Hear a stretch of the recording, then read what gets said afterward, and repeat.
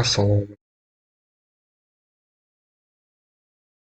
axborot xavfsizligi fanida mustaqil yuklatilgan vazifa bo'yicha mustaqil ishni boshlaymiz. Keling, bir boshlaymiz.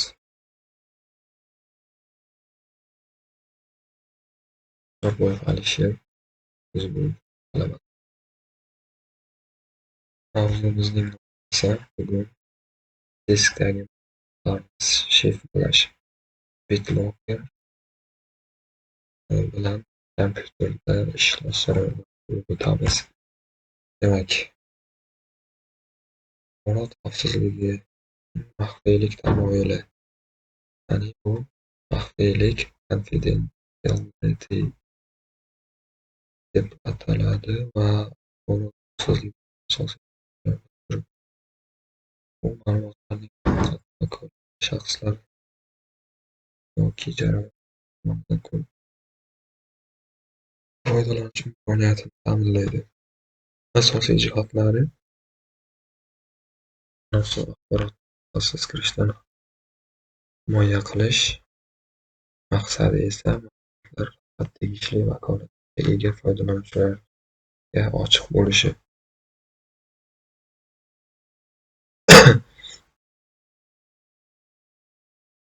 Himoya usullari. Himoya usullaridan biri kirishni boshqarish, foydalanuvchi huquqlarini chegaralash, shifrlash, autentifikatsiya, foydalanuvchi identifikatorini tekshirish, ma'lumotlarni klassifikatsiyalash, maxfiylik darajasi bo'yicha ajratish. Misollar, misol uchun, bank mijozlarining shaxsiy ma'lumotlari, davlat sirlari, tijoriy kompaniyalarning maxsus hujjatlari va hokazolar. Maxfiylik buzilganda ma'lumotlar ruxsatsiz shaxslar qo'liga o'tishi mumkin. Bu esa jiddiy oqibatlarga olib keladi. Endi diskni sifrlashda simmetrik sifrlash (AES) qo'llanishining sabablari. Buning sababi uning eng yuqori tezlikda ishlashi. Simmetrik shifrlash tizimi, xususan AES algoritmi, asimmetrik shifrlashga nisbatan bir necha yuz barobar tezroq ishlaydi. Sababi simmetrik shifrlashda matematik amallar sodda, bitlar ustida almashtirish va siljitish. Asimmetrik sifrlashda esa murakkab hisoblar osonlikni ko'paytirish darajaga oshirish talab qilinadi. Xususiyatlari: hisoblash tezligi simmetrikda juda yuqori, asimmetrikda past. Resurs sarfi simmetrikda kam, simmetrikda yuqori. Ma'lumot hajmi simmetrikda cheksiz, asimmetrikda esa cheklangan bo'ladi. Demak, simmetrik shifrlash diskni sifrlash uchun eng maqbul tanlovlardan, chunki tez, samarali, ishonchli va standart hisoblanadi. E'tiboringiz uchun rahmat. Endi biz buning amaliy qismiga o'tamiz, ya'ni mana shu nazariy bilimlarni kompyuterimiz orqali qilib ko'rishga harakat qilamiz. Demak, biz birinchi aytganimizdek, ya'ni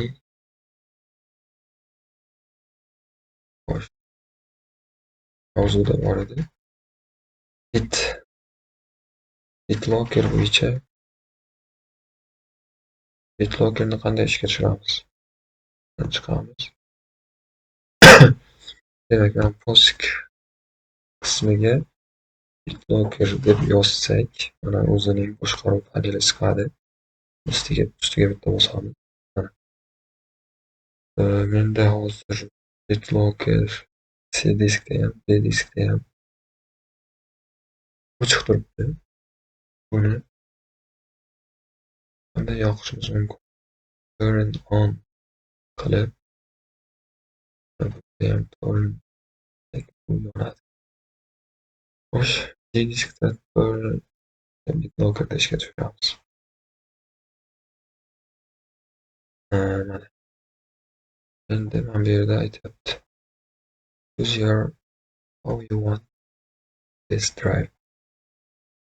Password qo'ysak bo'ladi. O'zimiz kuchliroq.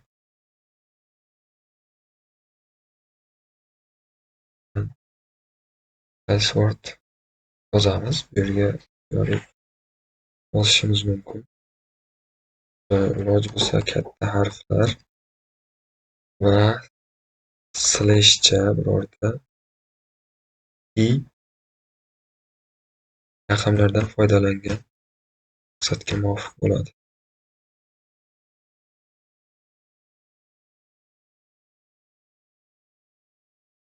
Bu yerga qaytadan yozamiz o'sha birinchi yozgan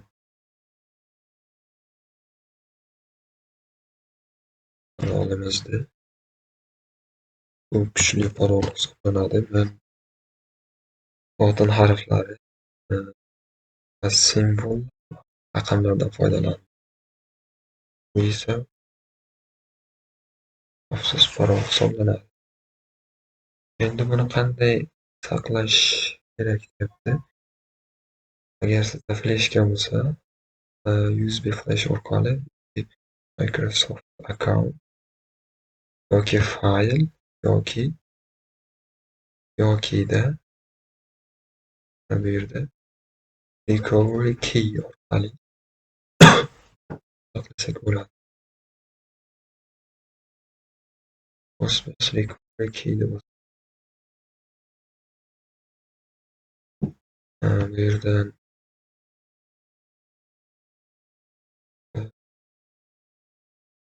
Microsoft Office